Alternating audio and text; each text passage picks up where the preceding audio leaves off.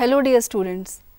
In the third part of the topic of sexual reproduction in flowering plants under the unit reproduction, we will cover the process of pollination and its kinds, pollen-pistil interaction and artificial hybridization. In the second part of this chapter, we have already discussed the structure and development of the megasporangium or the ovule and the embryo sac along with its types in detail. We close the second episode with a point to think about. Let us discuss it first. The point was which part of the gynoecium develop into fruit and seeds. The answer is from the gynoecium the ovary develops into fruit and ovules develop into seeds. So dear students, now let us start with the next part of the topic sexual reproduction in plants.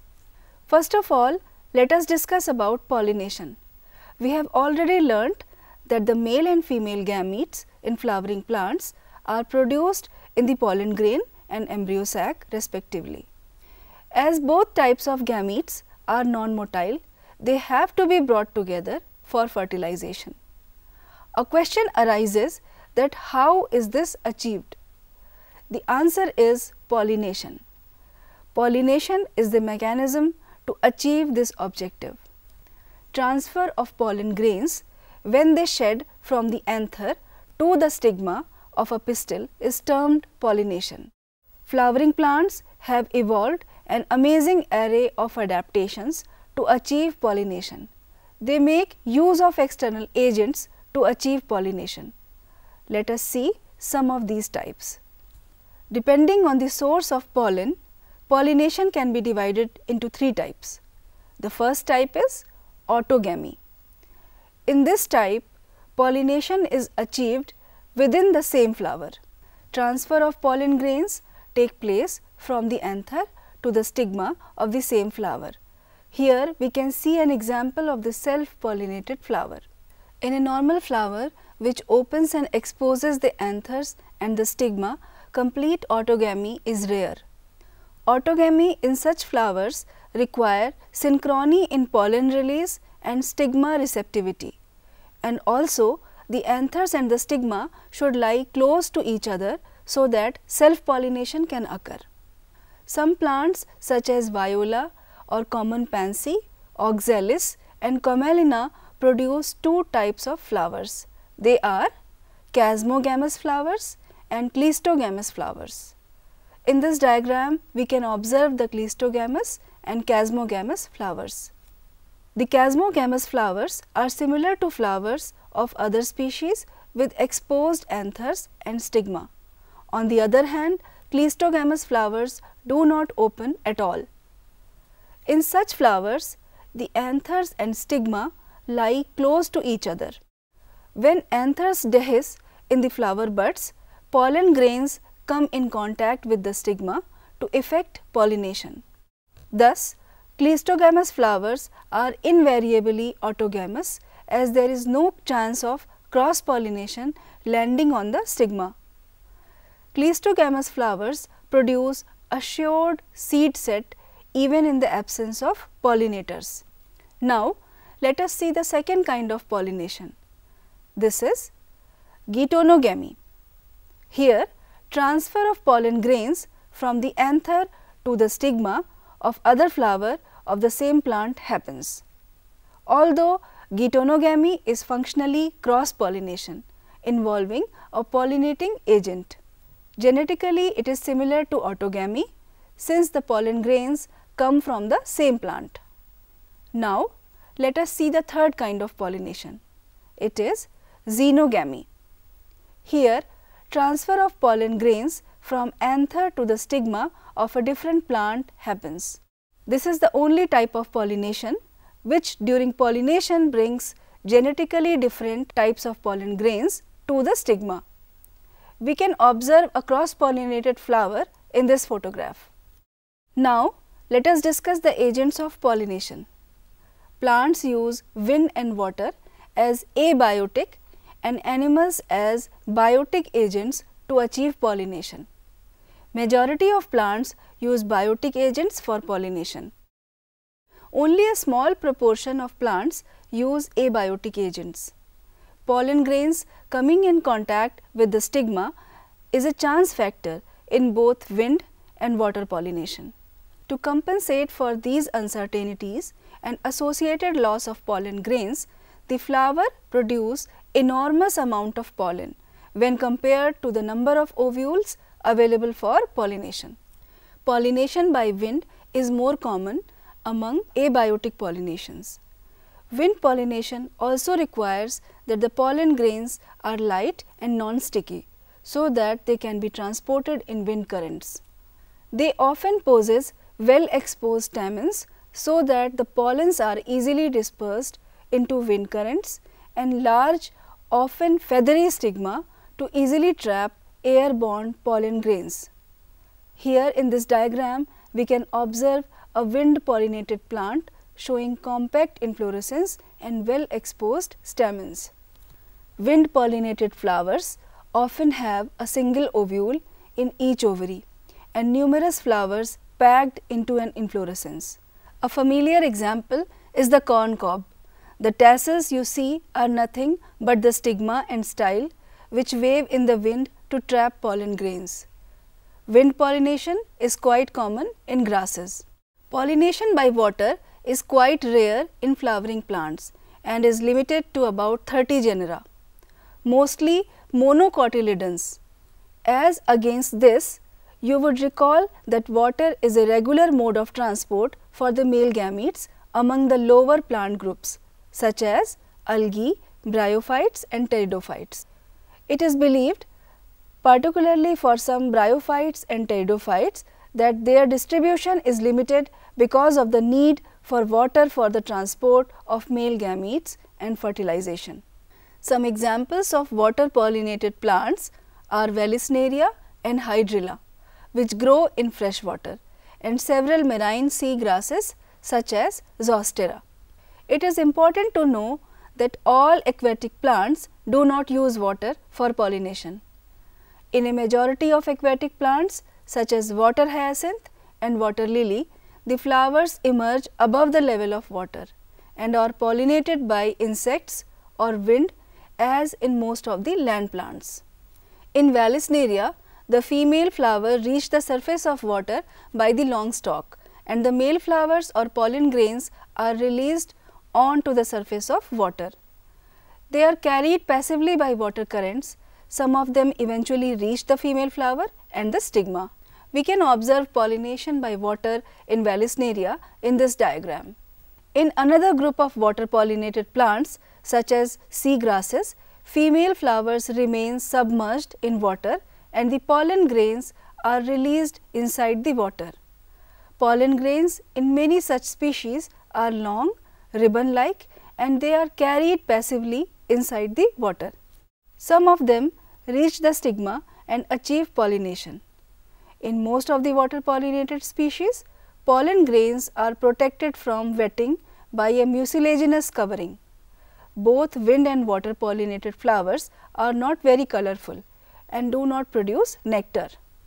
Majority of flowering plants use a range of animals as pollinating agents: bees, butterflies, flies, beetles, wasps, ants, moths, birds like sunbirds and hummingbirds, and bats are the common pollinating agents.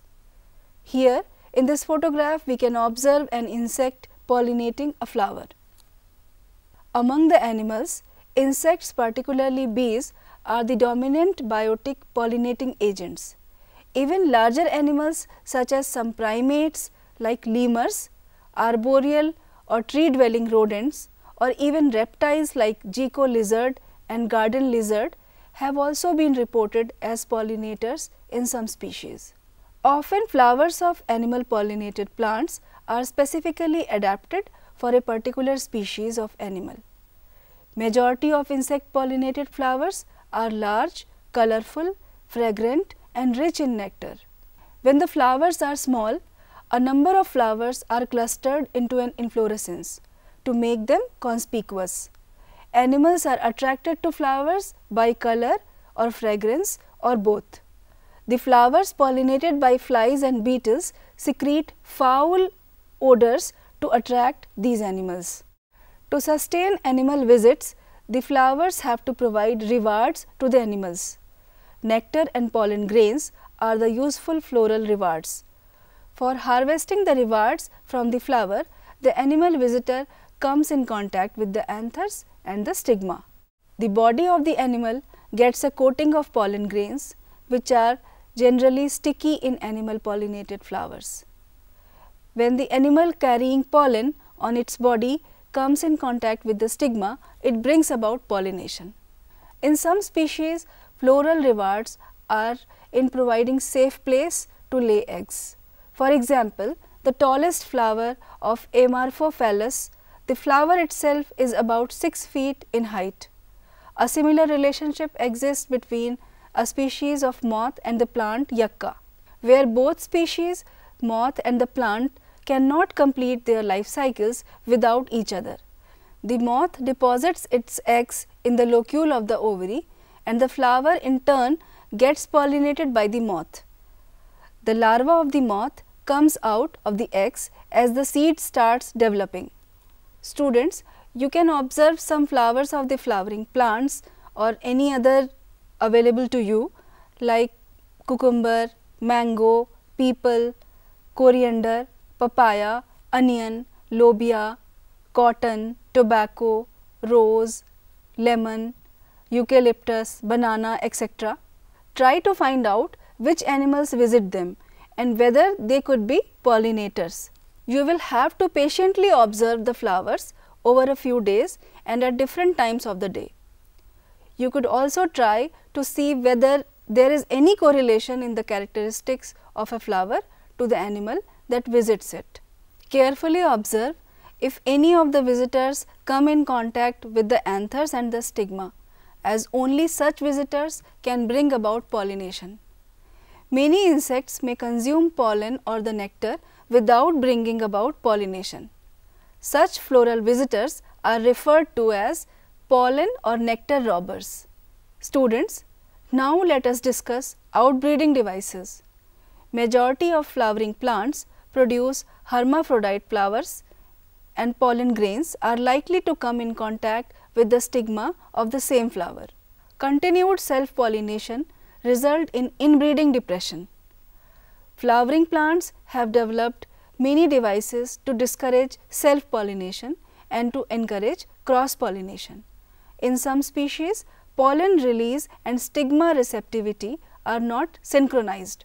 Either the pollen is released before the stigma becomes receptive or stigma becomes receptive much before the release of pollen. In some other species, the anther and stigma are placed at different positions so that the pollen cannot come in contact with the stigma of the same flower. Both these devices prevent autogamy. The third device to prevent inbreeding is self-incompatibility. This is a genetic mechanism and prevents self-pollen, which means pollen from the same flower or other flowers of the same plant from fertilizing the ovules by inhibiting pollen germination or pollen tube growth in the pistil. Another device to prevent self-pollination is the production of unisexual flowers. If both male and female flowers are present on the same plant, such as castor and maize, which is monoecious, it prevents autogamy, but not geitonogamy. In several species such as papaya, male and female flowers are present on different plants. That is, each plant is either male or female. This condition prevents both autogamy and geitonogamy. Students, let us discuss that what is pollen-pistil interaction. Pollination does not guarantee the transfer of the right type of pollen. Often, pollen of the wrong type, either from other species or self-incompatible pollen from the same plant, also land on the stigma. The pistil has the ability to recognize the pollen, whether it is the right type or compatible or the wrong type or incompatible. If it is of the right type, the pistil accepts the pollen and promotes post-pollination events that leads to fertilization. If the pollen is of the wrong type, the pistil rejects the pollen by preventing pollen germination on the stigma or the pollen tube growth in the style. The ability of the pistil to recognize the pollen followed by its acceptance or rejection is the result of continuous dialogue between pollen grain and the pistil. This dialogue is mediated by chemical components of the pollen interacting with those of the pistil. It is only in recent years that botanists have been able to identify some of the pollen and pistil components and the interactions leading to the recognition followed by acceptance or rejection. As mentioned earlier, following compatible pollination, the pollen grain germinates on the stigma to produce a pollen tube through one of the germ pores. In this diagram, we can observe the pollen grains germinating on the stigma. The contents of the pollen grain move into the pollen tube. Pollen tube grows through the tissue of stigma and style and reaches the ovary. We can observe the pollen tubes growing through the style in this diagram. The next diagram shows the longitudinal section of pistil showing the path of the pollen tube growth.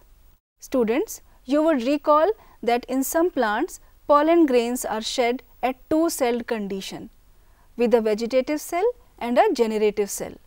In such plants, the generative cell divides and forms the two male gametes during the growth of pollen tube in the stigma. In plants which shed pollen in the three-celled condition, pollen tubes carry the two male gametes from the beginning. Pollen tube, after reaching the ovary, enters the ovule through the micropyle and then enters one of the synergids through the filiform apparatus. In this diagram, you can observe an enlarged view of an egg apparatus showing entry of pollen tube into a synergid. The next diagram shows discharge of male gametes into a synergid and the movements of the sperms, one into the egg and the other into the central cell. Many recent studies have shown that filiform apparatus present at the micropylar part of the synergids guide the entry of pollen tube. All these events from pollen deposition on the stigma until pollen tubes enter the ovule are together referred as pollen pistil interaction. As pointed out earlier, pollen pistil interaction is a dynamic process involving pollen recognition followed by promotion or inhibition of the pollen. The knowledge gained in this area would help the plant breeders in manipulating pollen pistil interaction, even in incompatible pollinations, to get desired hybrids. It is important to know that a plant breeder is interested in crossing different species and often genera to combine desirable characters to produce commercially superior varieties. Dear students, we are now reached at the last point of this part of this lecture, which is artificial hybridization. Artificial hybridization is one of the major approaches of crop improvement programs. In such crossing experiments, it is important to make sure that only the desired pollen grains are used for pollination and the stigma is protected from contamination from unwanted pollen. This is achieved by emasculation and bagging techniques. If the female parent bears bisexual flowers, removal of anthers from the flower buds before the anther dehisces using a pair of forceps is necessary. This step is referred to as emasculation. Emasculated flowers have to be covered with a bag of suitable size, generally made up of butter paper, to prevent contamination of its stigma with unwanted pollen. This process is called bagging. When the stigma of bagged flower attains receptivity, mature pollen grains collected from anthers of the male parent are dusted on the stigma and the flowers are rebagged and the fruits are allowed to develop. If the female parent produces unisexual flowers, there is no need for emasculation. The female flower buds are bagged before the flower open. When the stigma becomes receptive, pollination is carried out using the desired pollen and the flower rebagged. So, students, with this we have come to an end of the third part of this lesson on sexual reproduction of flowering plants. Here we have discussed the process of pollination and its kinds, pollen-pistil interaction and artificial hybridization. In the next episode, we will focus on double fertilization and post-fertilization structures and events like endosperm and embryo development, formation of seeds in the fruits, parthenocarpic fruits and the process of apomixis and polyembryony. The point for thinking for this part of the lesson is, what is vivipary in plants? We will discuss this point in the next part of the program. With this, I conclude this episode. Thank you.